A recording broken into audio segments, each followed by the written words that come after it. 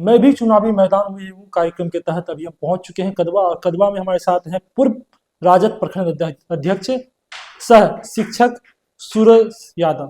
आइए उनसे जानने का प्रयास करते हैं कि वो जो चुनावी मैदान में उतरना चाहते हैं तो क्या कुछ उनका मुद्दा रहेगा और क्यों उतर रहे हैं वो चुनावी मैदान में। जी, चुनावी मैदान में उतरना चाहते हैं, क्या कुछ मुद्दा रहेगा और क्यों चुनावी मैदान में उतरने का तय कर लीजिए। चुनाव में उतरने का जो मुख्य उद्देश्य है हमारा वो ये है कि हम लोग जो अंचल में, प्रखंड में या कदवा के क्षेत्र में जो भ्रष्टाचार देख रहे हैं वो हम लोगों के गले नहीं उतर रहा है। बाहरी लोग यहाँ आते हैं, बाहरी लोग भी बाहर से होते हैं, पदाधिकारी भी बाहर से होते हैं। ये लोग चोर चोर मुसेरे भाई होते हैं।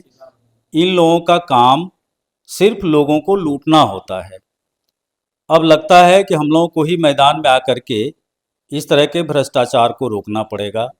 लेकिन मुझे लगता है कि यदि मुझे अवसर मिले, विधायक बनने का अवसर मिले, तो मैं जो तनख्वाह मिलेगा वो संपूर्ण मैं बच्चों की पढ़ाई के लिए सर्वस्व दान दे दूंगा। मुझे वो है कि विकास के लिए जो है सो विधायक को काम करना पड़ता है। उसमें पुल है, सड़क है, कुछ सामाजिक कार्य हैं, तो जो विधायक को करना होता है वो तो हम करेंगे ही। साथ ही साथ शिक्षा और भ्रष्टाचार, शिक्षा का विस्तार और भ्रष्टाचार का उन्मूलन करना मेरी प्राथमिकता है। आपको क्यों आखिर कदवा की जनता पसंद करे? मेरी जन्मभूमि है कदवा, मेरी कर्मभूमि है कदवा।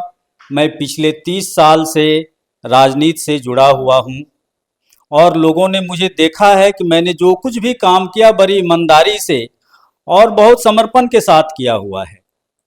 साथ ही साथ जो बाहरी उम्मीदवार यहाँ हो जाते हैं उसके वजह से लोगों में काफ़ी आक्रोश है। लोग चाहते हैं कि लोकल से कोई उम्मीदवार आवे।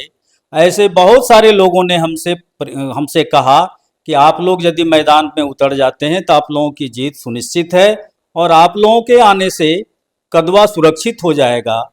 तो हम लोगों को भी लगा कि नहीं, आना चाहिए इस क्षेत्र में। शिक्षण के क्षेत्र में तो बहुत दिन काम किए, अब समाज सेवा के क्षेत्र में आकर के जो बुराइयां हैं, जो कुरीतियां हैं, उनको ख़त्म करने का प्रयास भी बतौर एक शिक्षक लगता है कि मेरी जिम्मेदारी है और इस वजह से मैं आना चाहता हूँ। काफी समय राजद के साथ रहे, जैसे ही आपने बागी दिखाया है आपको प्रखंड अध्यक्ष के पद से हटा दिया गया।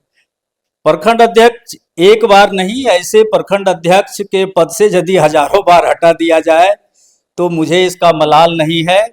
मुझे जो मेरी जन्मभूमि है, मेरी कर्मभूमि है, वहाँ जो अन्याय और अत्याचार हुआ है उसके खिलाफ मैंने आवाज उठाया है ना। ये पता था भगत सिंह को कि उसकी जान चली जाएगी, अगर वो एक बार माफीनामा दे देते तो उसकी जान बच जाती।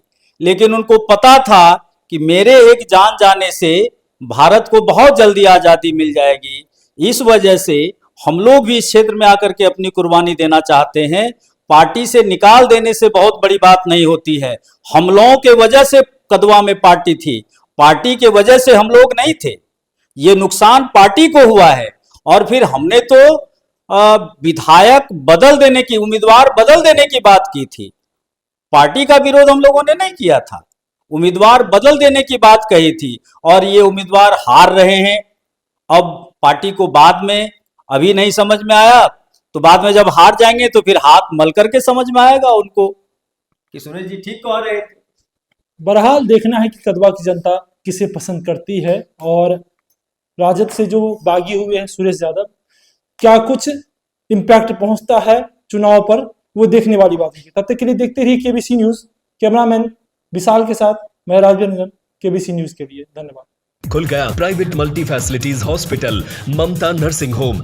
यहाँ अलग अलग रोगों के 10 विशेषज्ञ डॉक्टरों की टीम 24/7 इमरजेंसी सेवाएं देती है। न्यूबॉर्न बेबी से लेकर गाइनो एवं सभी तरह के क्रिटिकल रोगों का इलाज। एडवांस आईसीयू की लाइफ सपोर्ट सिस्टम। इलाज का खर्च अन्य अस्पतालों से लगभग आधा। ममता नर्सिंग होम, वेस्ट मनिया पुल, कटिहार।